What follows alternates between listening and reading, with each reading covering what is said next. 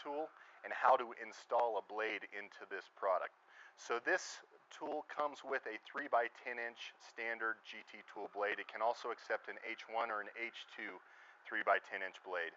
To insert the blade, you're just going to go ahead and grab it from the center of the blade, insert it into the channel that's milled into the tool, and you're going to go ahead and just push it and lock it in place. Now, in some cases, this blade may be a little tough to insert the first couple times you use it. You want to check the edge of the blade, make sure there's no burrs on the edge of the blade.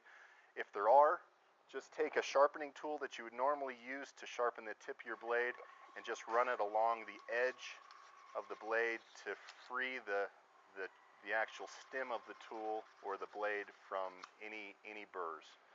That should get you to have that blade slide in real nice and easy and lock in place. You never want to grab it from the tip. You always want to grab it from somewhere in the center of the blade.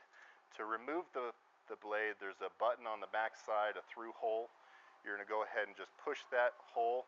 That takes the blade and lifts it up over that boss and allows you to remove the blade from the tool.